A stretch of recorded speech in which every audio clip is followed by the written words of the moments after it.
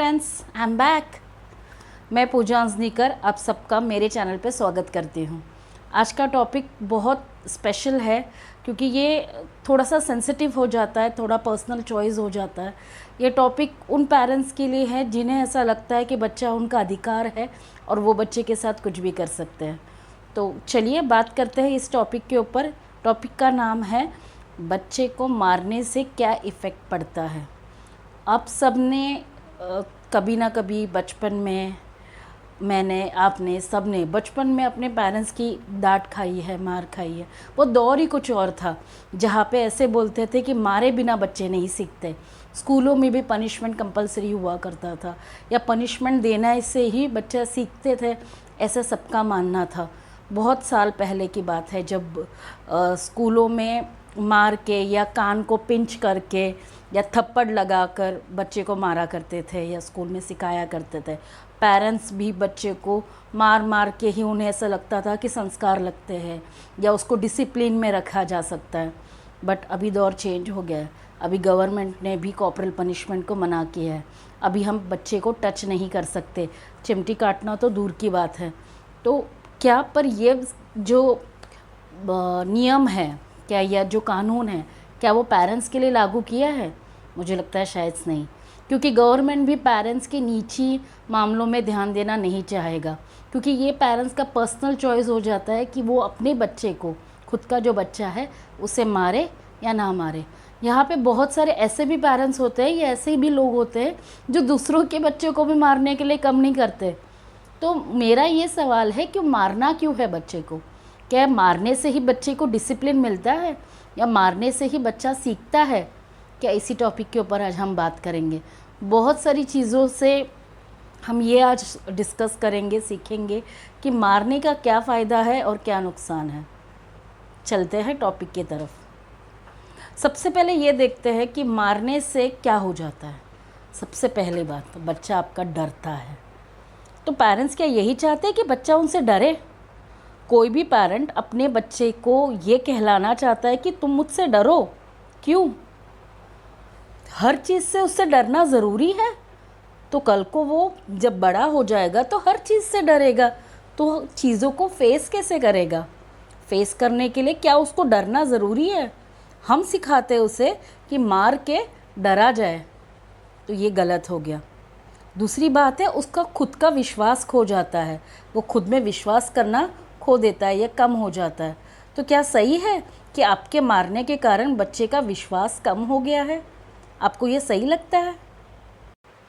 हो सकता है मेरी बातों से आज थोड़ा पेरेंट्स सोचने में मजबूर हो जाए या ये सोचे कि क्या हमने किया वो सही है या गलत। मेरा ये पूरा कन्वर्सेशन या पूरा डिस्कशन इसीलिए है ताकि मैं बच्चों के ऊपर जो मारने का अत्याचार हो रहा है, मैं ये वर्ड को यूज़ करूँगी अत्याचार, क्योंकि इसके ऊपर कोई रोक नहीं है। कोई आके आपको बोलता नहीं है कि आपके बच्चे को आप नहीं मारो। ये हमें समझना है, ये हमें स्वीकारना है कि मारने से बच्चे नहीं सुधरते या मारने से बच्चे डिसिप्लिन में नहीं आते। वो दौर अलग था। आज के दौर में बच्चे को समझाने का या डिसिप्लिन में रखने का अलग तरीका है, वो भी हम सीखेंगे। पर पहले ये जानते हैं कि मारने से और क्या क्या होता है। आपने सबसे पहले ये देखा कि बच्चा डर जाता है। दूसरी बात ये देखा कि आपने उसका विश्वास कम हो जाए। तीसरी बात आप ये देखोगे कि बच्चे को हैबिट्स लगती है बुरी, जैसे वो छुपाना शुरू कर देता है। उसको पता है कि अगर ये बात मैं डैडी को बताऊंगे या मम्मी को बताऊंगा तो मुझे बहुत मार पड़ेगी, इसलिए वो क्या करता है, छुपाने की कोशिश करता है। तो उससे हैबिट लगती है बुरी। तो क्या आप चाहोगे आपके बच्चे को हैबिट लग जाए बुरी? क्या इसीलिए आप उसके मारते थे? उसे पता है कि अगर आप उसको कुछ भी करें तो उसको मारी खानी है, तो आखिर में वो क्या करेगा, बातों को छुपाएगा। तो उसको पता है कि आपका रिएक्शन क्या होने वाला है, तो आपकी रिएक्शन के ऊपर उसका रिस्पॉन्स होता है, उसका एटीट्यूड होता है या उसका वर्क होता है। तो ये समझ पा रहे हो कि ये कैसे वर्क करता है कि आप मारोगे और ये छुपाएगा। It's like that, like give and take. उसके बाद बच्चे को ये लगता है कि हमसे छोटे लोगों को हम मार सकते हैं। तो अपने छोटे भाइयों को, बहन भाइयों को या अपने से छोटे लोगों को वो मारना शुरू करता है। इसी से आप देख सकते हो स्कूल में कंप्लेंट्स आती है कि बच्चा आपका दूसरे बच्चों को मारता है, या कभी कभी उसको खुद में इतना गुस्सा आ जाता है कि वो कंट्रोल नहीं कर पाता और अपना फ्रस्ट्रेशन वो किसी और पे निकालता है और दूसरे के बच्चे पर वो अटैक करता है और मारता है। तो वो बुली करने लगता है, ये कंप्लेन करने लगता है। तो उससे आपको लगता है कि आपके मारने के कारण बच्चे में आपके सच्ची में वैल्यूज़ गए हैं या वो एडवर्स इफेक्ट हो गया है? आपको सोचना पड़ेगा इसके ऊपर। दूसरी बात हो जाती है कि बच्चा बहुत ही ज़्यादा नेगेटिव हो जाता है, रिबेलियन हो जाता है, वो सुनना ही पसंद नहीं करता। कभी कभी आपने देखा होगा कि आप बच्चे को सिर्फ ऐसे करोगे ना तो बच्चा अचानक से ऐसे हो जाता है। वो क्यों ऐसे करता है?